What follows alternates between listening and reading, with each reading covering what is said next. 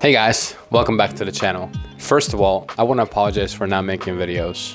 In today's video, I have something interesting for you. I want to share everything I've learned so far being a host on Airbnb, and hopefully this video is helpful for you.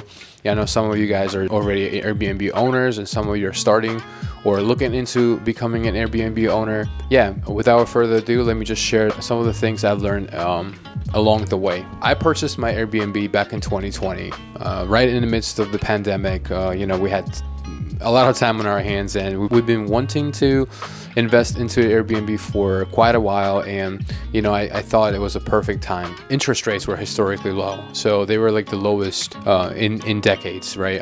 I think probably the lowest ever, but don't quote me on that. We looked at a dozen of properties and we stuck with one located in Hourglass District of Orlando. It's a trendy old neighborhood it's a transitional neighborhood. There you go.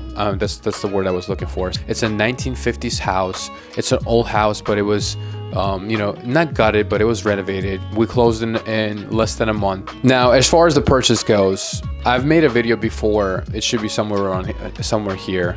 I made a video before that goes through all the numbers and breaks down what exactly I paid for the property and the ROI that I'm getting on my investment. And I strongly recommend for you to go watch it. Now, when I started, I didn't really know what I was doing. I had done some research and I watched some YouTube channels.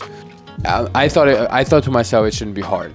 Now, while that statement holds some truth, being a host is not an easy task, and I wish I had the information back then, the information that I'm about to share with you. Getting the place ready. Right after you close on your house, you are eager and you're excited to get right into it and start buying things.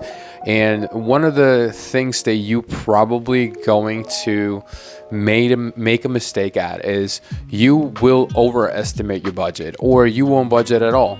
In my case, I didn't budget. I didn't know how much I should spend on furnishing the place, so I overspent. Not by a lot. Luckily, afterwards, when we finished and we furnished the place, I went back and I've done more research, and I realized that I was actually pretty much off by a couple, $1,000 or $2,000, which if you are on a very tight budget, that could be a lot. If you're investing your last penny, which by the way, I don't recommend. Do not invest your last money into Airbnb or any kind of any business venture, because it's not guaranteed you're going to succeed. Getting started, budgeting for everything is essential. Right after you furnish your place and you're ready to list it, hire a photographer unless you know how to take pictures yourself. And by saying that, I mean taking professional pictures. So if you don't have a professional camera and you have no idea how to take pictures, hire a photographer, and make sure you budget for that as well, because a good photographer will probably cost you about $500. In my case, I know how to take pictures. I have all the equipment, so I take my own pictures. Make sure your pictures are precise and they're very detailed, and they're true to life. What's next? Well, the next is pricing, and that's very essential as well, because pricing your property correctly will determine if your property is going to get booked or not. If you overprice your property, you're probably going to sit in the market for a while and probably not going to get any inquiries. Even though Airbnb has a thing, they actually push new listings and try to show it to as many people as possible so they can get you going, because they want you to succeed.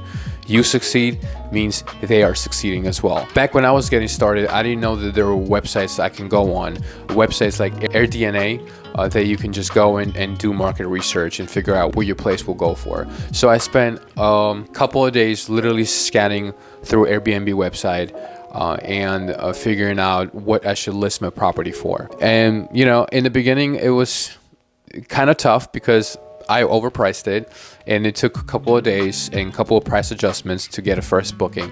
Once the first booking came in, the booking started rolling, Now, I actually have an Excel sheet that I'm going to link down below. I've sold a couple of it, but I've decided I'm going to make it free for people that want to endeavor this journey of short-term rental, and hopefully it's helpful for you. Yeah, so the link is going to be down below.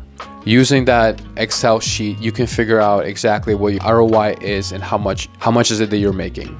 By the way, I'm going to talk about numbers in the end, and I made a separate video going through the sheet that I'm providing you guys for free and showing you exactly, what my ROI is on my properties. You have done all the steps and you got your first booking, and you've been booking, your place has been booking and guests are rolling in, everything's going great, and all of a sudden you encounter a difficult guest. I've had several situations, and one of them was completely horrific. Life always throws curveballs at you and tries to test you, and this was definitely a test. I was being tested if I'm strong enough, if I'm a strong enough of an entrepreneur to continue this journey, because what happened during that stay was would definitely deter a lot of people from continuing the Airbnb journey or short-term rental journey. The lady that rented our place, I'm not going to get into too many details. My wife actually made a whole separate video going through in the entire story. I'm going to link that video down below, but the lady that booked our place completely trashed it. There were drugs that were found in the house, and all the glass, all the windows in the house were shattered. TVs were broken. I mean, the place was a disaster. And then dealing with that was extremely tough because I had no reference or no knowledge as to how to deal with it. I didn't know if Airbnb was to cover my damages and reimburse me for it. So it's pretty scary. And again, deterring from, I felt like I was deterred from continuing. Luckily, Airbnb came through. They, covered all the damages, and we were able to, purchase everything back, fix everything back, and start over. Another thing that happened right after, because of all the, commotion and neighbors getting disturbed during that situation, and we had like 6 or 7 police cars coming out.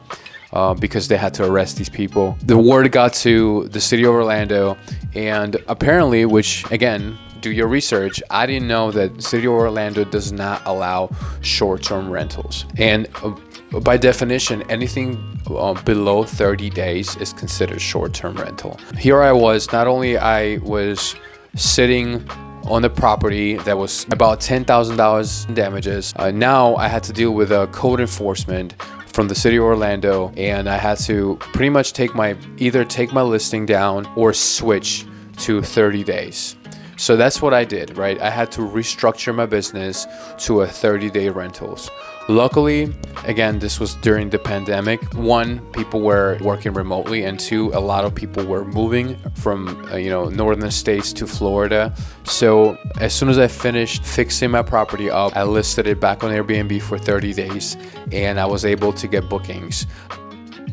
Now, 30-day rentals, the advantage there is that you don't have to worry about turnaround so much.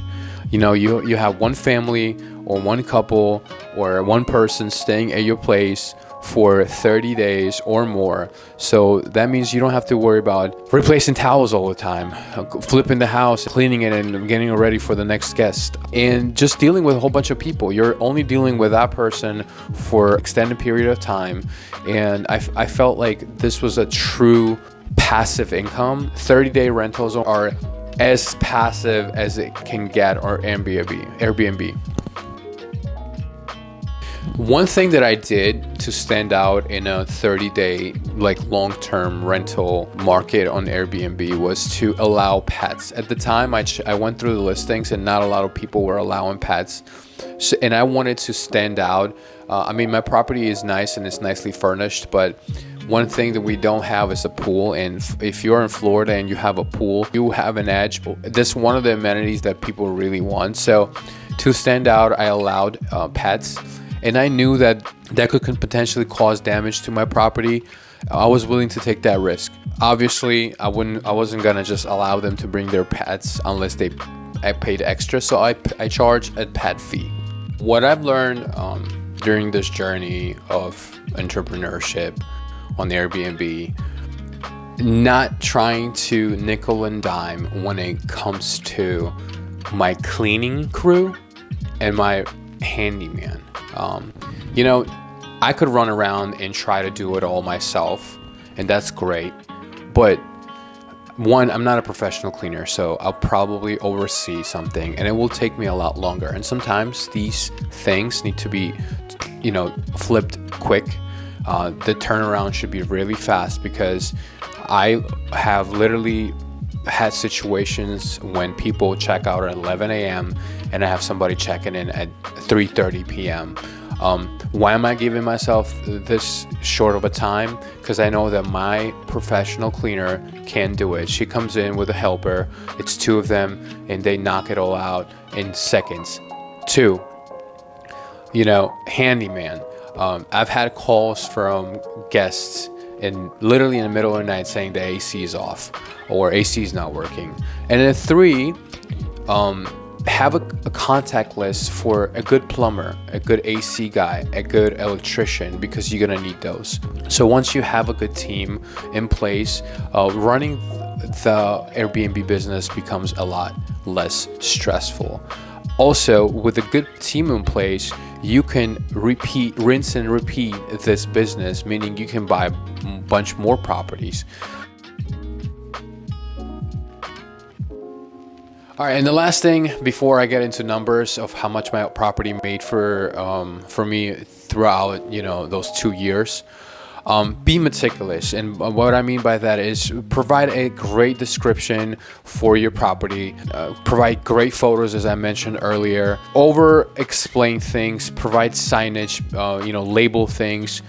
For instance, my new property has a shared driveway with my neighbor, and my neighbor has been nothing but a pain in my butt. So I have placed several signs on the lot stating that the driveway should not be blocked. Enter the driveway slowly. Recently, I have put a sign that says tow away zone. Some of the guests were still disregarding them, and they were still either blocking the driveway or parking on our neighbor's side of the driveway, and I would get calls in the middle of the night.